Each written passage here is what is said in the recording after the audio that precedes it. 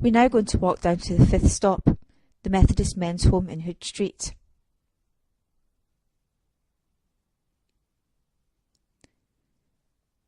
This was built by the Manchester and Salford Methodist Mission. This was a religious organisation, but it was also one of the largest social work enterprises in Manchester in the period. The story behind this building is one about lack of jobs. Some people were fortunate enough to have jobs in regular pay. Others were casual labourers and they had no guarantee of work. Today we call this being on 0-hour contracts. These people typically worked in construction or transport, and they made up a significant proportion of the labour force in Manchester.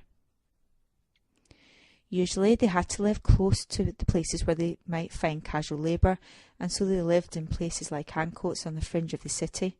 Here, almost 50% of residents were casual workers in the late Victorian period.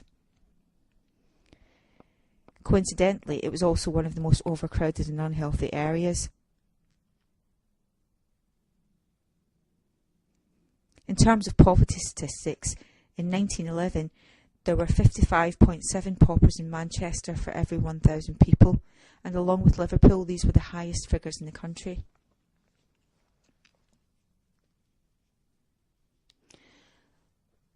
To help alleviate some of the worst conditions for these casual labourers, the Methodists opened a men's hostel in 1903. You can still see this inscribed in stone above the doorway in Murray Street. Designed by J. Gibbon Sankey, it replaced a smaller hostel and separate labour yard nearby.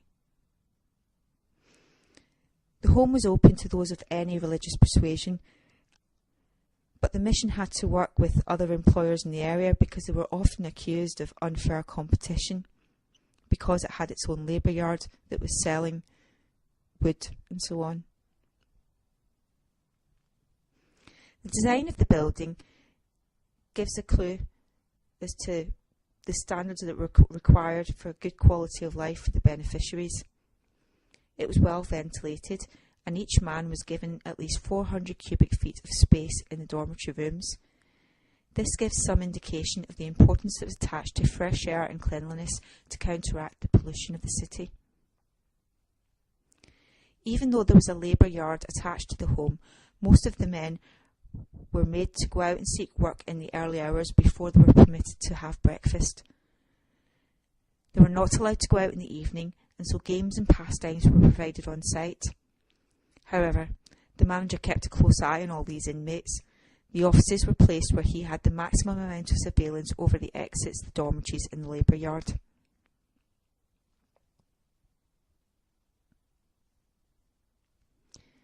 Let's pause for a moment and look around at the wider area. You will notice that similar to this building, many others around it are also boarded up. Now we need to fast forward to the late 1980s.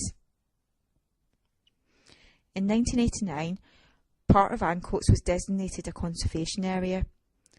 13 buildings were listed, 7 of them at Grade 2 star. Grades 1 and Grade 2 star are the highest categories of listing in the United Kingdom. This means that they are buildings of outstanding or exceptional quality, and it applies to only 6% of the listed buildings in the UK. In 1996, English Partnerships, Manchester City Council and the Ancoats Building Preservation Trust launched the Ancoats Urban Village Company, and the vision was to regenerate the area for a variety of uses and to attract a population of 3,000 to 5,000 people.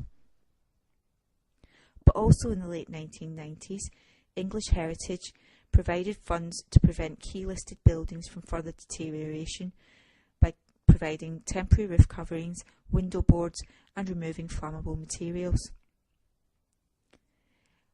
However, there's a conflict between heritage and development, such that in 2002 the North West Development Agency implemented a compulsory purchase order because property developers were speculatively buying up land, and this was threatening the heritage of the buildings on it.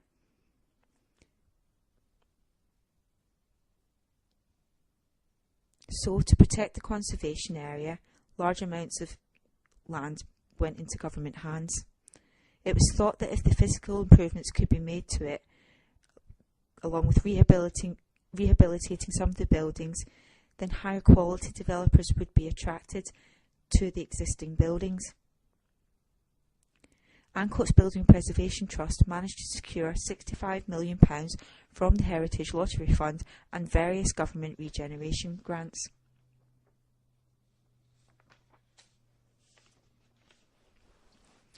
Of this, £12 million was invested in public realm works, which has transformed the appearance of the area.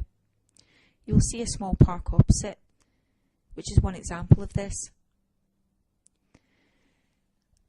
As a result, developers are much more interested in Ancoats and its old buildings than they previously were.